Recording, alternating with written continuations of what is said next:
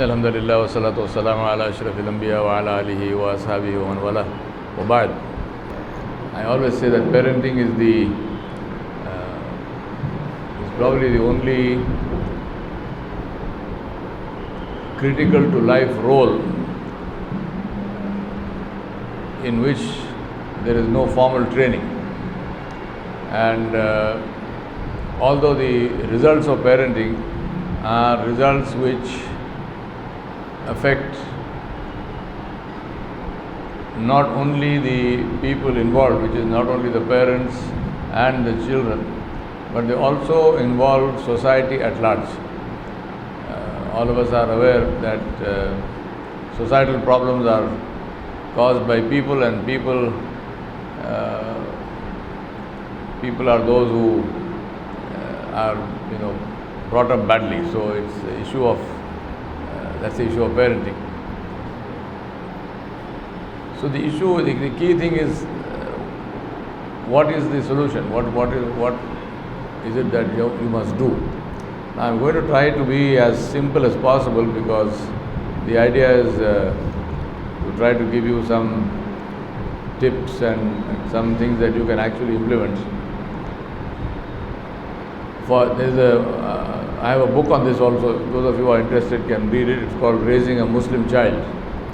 And the argument of my book is that there has to be, in my view, something that is intrinsically different between raising a Muslim child and raising a child who is not a Muslim.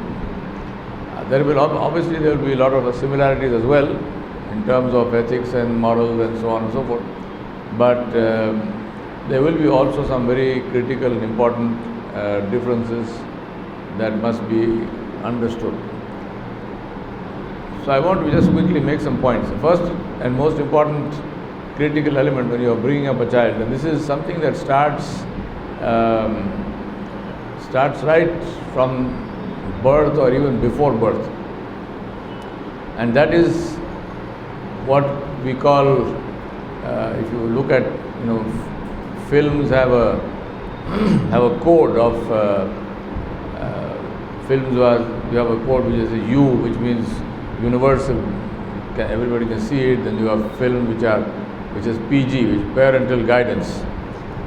I think that is the key, which is children need parental guidance. The problem is that guidance, however, logically can be given by those who know. If you ask somebody, where is how do I get to this place, the location of this place, and if the person does not know the location, he can't guide you. Maybe a good person, you might say this person is so pious and holy and prays 5 times a day and gives a lot of charity, but none of that matters if they don't know the address, if they don't know the location. They cannot guide you. They can be good people, but being a good person alone is not enough. To guide, you have to know. So how can parents guide when parents themselves don't know? And that's the reason why to be able to guide children, it is essential for parents to develop themselves. And this is something that parents don't pay attention to. They think that developing a child means to feed the child, clothe the child, take care of the physical needs of the child. And that's why I'm sure you will agree with me that if you just listen to conversation, especially between mothers, almost the entire conversation is about the child eating something. My child eats this or does not eat that, and likes this or doesn't like that, and so on and so on and so on.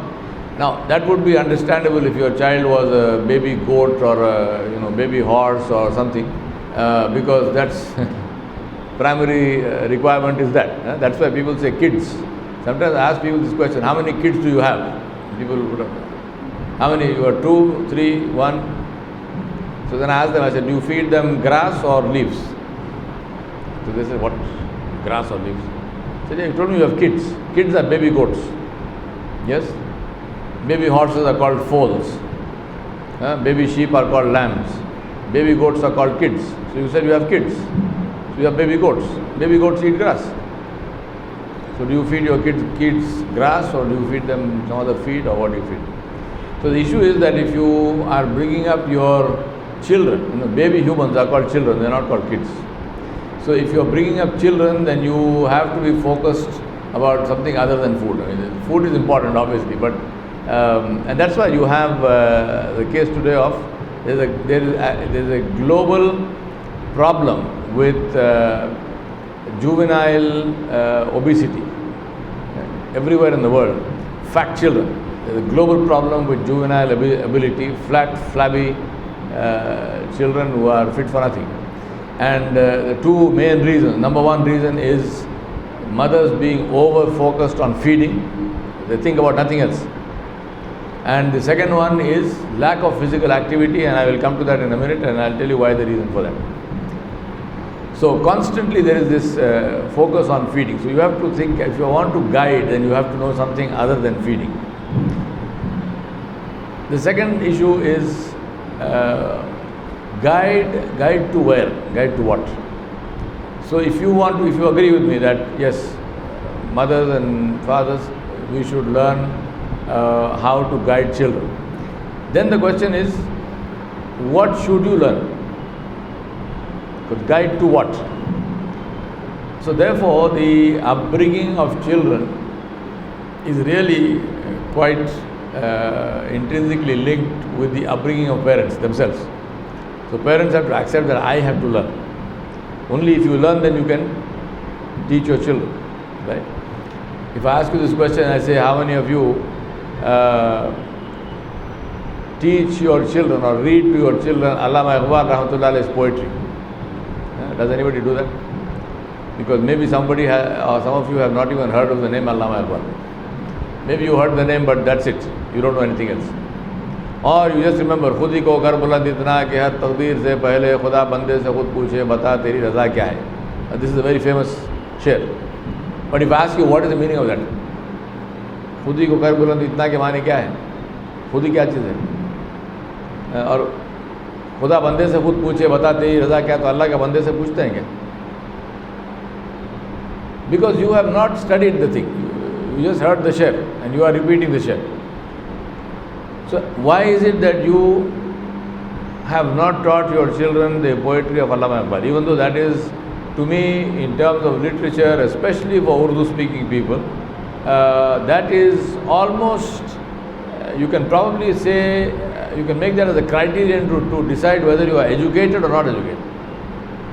If you call yourself educated and you have not read Allama Iqbal Rahmatullah's poetry, then as far as I am concerned, you are not educated. It's like English-speaking people. If you say you are an English-speaking person and you have not read Shakespeare, then you are not educated. I mean, you know English, but you are not an educated English-speaking person because you don't know one of the greatest poets and playwrights in the English language that ever existed. It's the same thing with Allama Iqbal Rahmatullah, with of course many other differences. So the point is that we cannot teach because we don't know.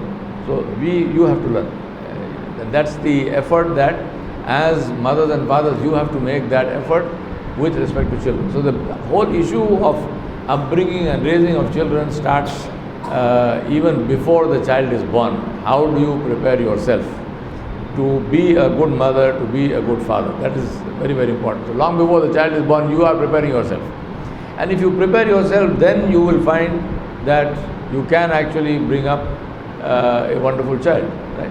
Imam Malik bin Anas Rahmatullah's mother was almost a single parent because his father went off to war.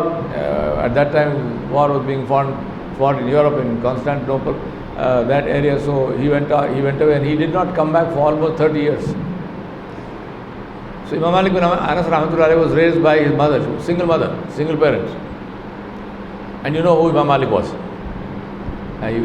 Was he well brought up or not well brought up? That is the issue. And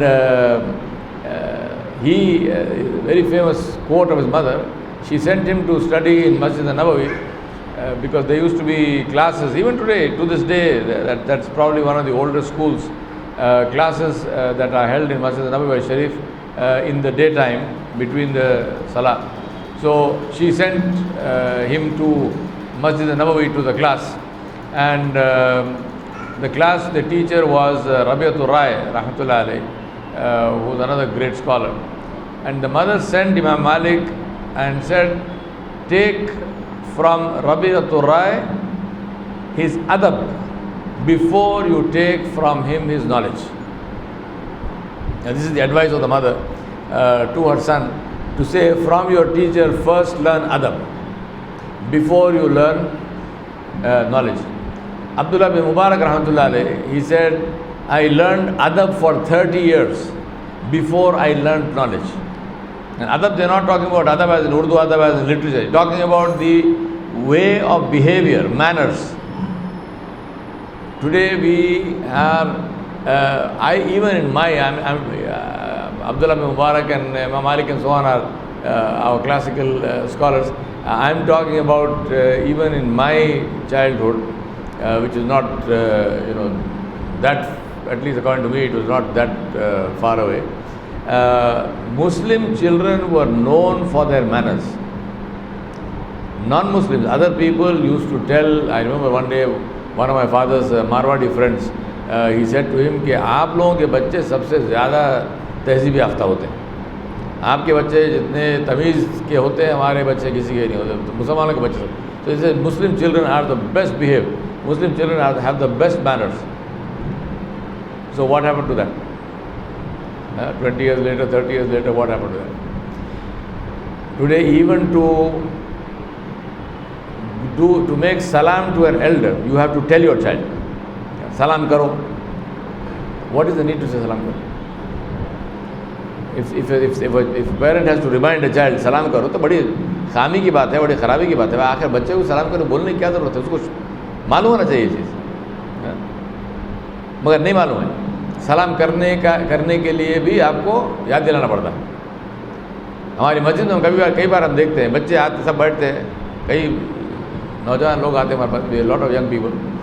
Then an elderly person will come. You will have young boys sitting on chairs, which is okay, fine, the chair is empty, sit on it. But an elderly person will come, this boy will not get up. He will not give his chair until I tell them. वहाँ से उठो, उनको कुर्सी दो, then they will do it. What kind of thing is that? That means there is no consciousness of what is happening in the world, no consciousness of yourself, no adab, no tahzeeb, and that is a direct reflection on the parents. And what kind of a child do you bring up who has to be reminded that an elderly person is coming, they need the chair, please get up and give them the chair. This is, what kind of manners is that? So seriously, this is an issue of upbringing, of concern. Now, why is this important? As I told you, it's important because whatever happens, the positive or the negative, affects everyone. It doesn't only affect you, it affects society at large. It is also a reflection of your child as a human being and as a Muslim. Because the world is looking at this child as what? As a Muslim. Because you can see them, they are Muslim. Inshallah, they are wearing hijab or something, or from the face or maybe the name. People know that this is a Muslim child. So people know he is a Muslim child. This is how Muslims behave. So it's something which is also a reflection on Islam. So by the way you bring up your children, it's a reflection on yourself, it's a reflection on your religion, it's a reflection on Islam. And Islam ends up getting a good name or a bad name because of how you brought up the child.